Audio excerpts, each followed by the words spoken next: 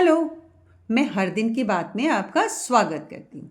मेरा ये कार्डिगन वाला प्रोजेक्ट अब आगे की ओर बढ़ रहा है। मैं इसे ओपन करके दिखाती हूँ। इसकी जानकारी पूरी मिल चुकी थी। लास्ट टाइम में हम लोगों ने क्या किया था कि इस आर्म पिट से जो बनी हुई आस्तीन है उसमें मैंने आपको सलाई लगा के इसको ऐसे करके यहाँ फिट करके दिखाया था। जब स्टिच करूँगी तो ये भी आपको समझाऊंगी क्या चल रहा है। आज का क्या एजेंडा है? आज का एजेंडा ये है कि ये जो आप आस्तीन देख रहे हैं ना, इस आस्तीन को मैंने यहाँ से घटाना शुरू किया है और ये फंदे थे बढ़ते हुए आ गए, बीच में भी कहीं कहीं बढ़ाए गए, जैसे कि ये बढ़ाया गया और ये बढ़ाया गया। इससे पहले वाली वीडियो में मैं इसके ऊपर डिस्कस कर चुकी हूँ। अब घटाएंगे कैसे आस्तीन को और घटाया क्यों जा रहा है? तो क्या किया कि दूसरी वाली आस्तीन को उस फंदों के बराबर बढ़ाने के बाद मैंने ये देखिए, ये आस्तीन यहाँ से शुरू हुई, फंदे कहीं बीच में बढ़े, फंदे साइड में बढ़े, ये बढ़ते चले गए। कुछ कुछ दूरी पर 5-6 सलाई के गैप पे बढ़ाएंगे। देखिए, आप अगर गिनेंगे ना सलाइयाँ तो हम लूप से गिन सकते हैं। जैसे अगर एक फंदा यहाँ बढ़ाया गया है तो दूसरा फंदा 1 2 3 4 5 6 7वीं सलाई और 8वीं सलाई पे बढ़ा है। एक बार जब इधर बढ़ाएंगे और इधर से बिनते हुए जाएंगे तो कॉर्नर में उस साइड पे बढ़ेगा, यानी 2 सलाइयाँ आपको चाहिए होती है फंदा बढ़ाने के लिए। फिर अगली बार में फिर वैसे ही गैप है। देखिए 1 2 3 4 5 6 के बाद फिर 7वीं पे बढ़ाया गया है। यहाँ देखिए आप, यहाँ थोड़ा गैप कम हो गया, कोई रीज़न रहा होगा, ठीक है। अब ये हमने क्या किया, इस पूरी आस्तीन को उतने फंदे कर लिए, इसे हटा दे ताकि बिल्कुल कन्फ्यूज़न ना हो। मेरा उस वाले पार्ट से कोई काम अभी नहीं है। अब हम सिर्फ 2 आस्तीनों की बात करें। एक ऑलरेडी ये बन चुकी है, बनने के बाद यहाँ फंदे घटाए गए। तो अब ये जो दूसरी आस्तीन है उसको कैसे मेज़रमेंट करेंगे, है ना, कि ये घटाने के लिए रेडी हो गई कि नहीं।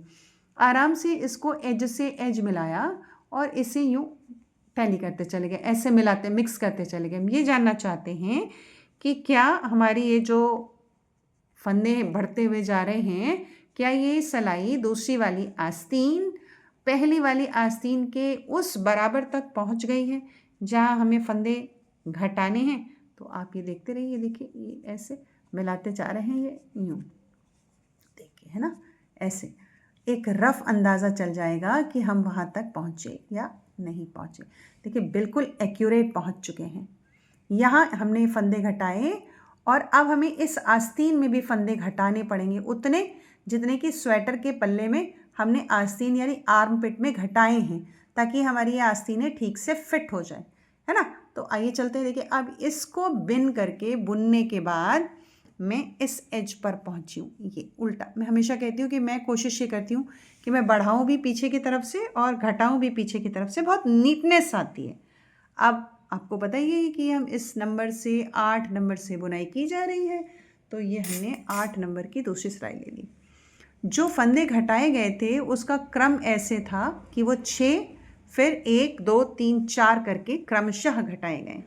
तो मैं 6 वाला आपको घटा दे रही हूँ। वैसे लोग फंदे के ऊपर फंदा बुनते हैं, लेकिन यहाँ बुनने की ज़रूरत नहीं है। क्यों?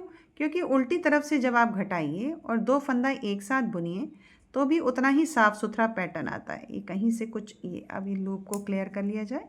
देखिए एक सेकेंड, ये उतर गया है। देखिए ये ऐसे सीखता भी है इंसान, है ना।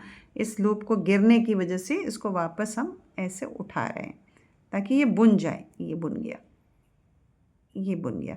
टाइट आ रहा था, जो ये बता रहा था कि धागा कहीं फंस रहा है, तो ये ले लिया हमने, हमारा लूप सही हो गया, बिल्कुल ये आ गया। अब इन 2 फंदों को ऐसे, इन 2 फंदों को मैं एक साथ बुन दूंगी ताकि उतर जाए। यानी ये एक लिया और ये दूसरा लिया, है ना।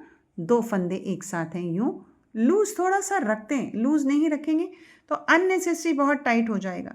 थोड़ा ढीला हो तो हम उसको स्टिचिंग में एडजस्ट कर सकते हैं, लेकिन अगर टाइट हो ना तो फिर बनाने में, नीटनेस लाने में दिक्कत होती है। इसको हमने पकड़ा, लूप की का साइज़ ऑलमोस्ट बराबर किया, इसको खींच के यूँ ऐसे लिया और ये एक साथ हमने 2 फंदे उतार दिए। अब ये एक फंदा घट गया क्योंकि एक तो मेरी सलाई पर है, 2 फंदे थे, एक बचा, यानी एक फंदा घट गया।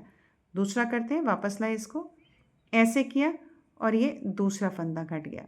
उसके बाद फिर ऐसे करेंगे तो ये तीसरा फंदा घट गया, और फिर ऐसे करेंगे तो ये चौथा फंदा घट गया, और इसको फिर ऐसे करेंगे तो ये पांचवा, फिफ्थ, 5 फंदे घट गए। और उसके बाद इसको फिर ऐसे उतारेंगे और फिर यूँ कर देंगे। देखिए इसको लेके लूप को, इस वाले लूप को जो लूज़ है ना उसको थोड़ा खींचते हैं ताकि इससे पहले वाले लूप के बराबर हो जाए। फिर उसको ऐसे उतार दिया। अब हमारे पास ये 6 फंदे उतर गए। मैं दिखाती हूँ आपको कैसे, देखते हैं, भूल भी गए काउंट करना तो कैसे। देखिए एक लूप ये दिख रहा है 1, दूसरा लूप ये दिख रहा है 2, तीसरा लूप ये दिख रहा है 3, चौथा लूप आपको ये दिख रहा है 4, 5 और फिर ये 6। इन टोटलिटी हमने 6 फंदे घटा दिए है ना। ये 1 2 3 4 5 और 6। इसका मतलब ये हुआ कि 6 फंदे इधर घट गए। उसके बाद हम जब बिनते हुए आएंगे तो 6 फंदे इधर घटाएंगे। अगली सिलाई में जाएंगे तो 1 फंदा घटाएंगे, फिर वापस ऐसे आएंगे तो फिर 1 फंदा घटाएंगे। ऐसे करके हम हर बार 1-1 फंदा घटाते हुए लगभग 8 सिलाई बिनेंगे, क्योंकि 2 सिलाई में 1-1 फंदा घट रहा है। अब मैं आपको पहले से बनी हुई उसमें दिखाना चाहती हूँ। देखिए इसमें मैंने क्या किया था, आस्तीन ये वो पार्ट है जो अभी आपको मेज़र करके दिखाया, नापा है ना। अब ये मैंने यहाँ पे ये देखिए यहाँ पे अगर लूप्स काउंट करें 1 2 3 4 5 6 लूप्स बन गए। आप ये समझ लीजिए कि अगर आप गिनना भूल भी जाएं तो आप लूप्स काउंट करके बड़े आराम से बता सकते हैं कितना फंदा घटा। तो 6 यहाँ घटे थे, अब 1 फंदा यहाँ घटाए, फिर 1 फंदा यहाँ घटाए, फिर 1 फंदा यहाँ घटाए और 1 फंदा यहाँ घटाए। बाद में ये पूरी आस्तीन उतार दी गई है। तो यानी 6 4 10 ये फंदे घटे जिसको हम अपनी आस्तीन यानी आर्म पिट में, स्वेटर में फिट करेंगे। यहाँ देख लेते हैं। देखिए यहाँ पे भी जो आस्तीनें घटाई गई हैं ना उसका क्रम यही है। यहाँ से यहाँ तक 6 फंदा घटा है, फिर ऐसे ही 1 फंदा ये घटा है, 1 ये घटा है, 1 ये घटा है और 1 ये घटा है। इन टोटल हमारे पास ये देखिए दिख रहा है, साफ साफ निकाल लेते हैं। ये पल्ले की बात हो रही है। देखिए 6 ये घटा है, 1 2 3 और ये 4।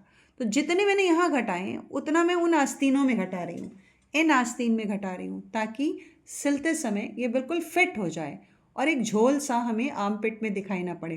तो जब मैं स्टिचिंग करूँगी तो मैं फिर एक वीडियो अपलोड करूँगी। तब तक के लिए बाय बाय। देखिए, वॉच करिए और सब्सक्राइब करिए, लाइक ज़रूर करिए, कमेंट भी करिए। Thank you.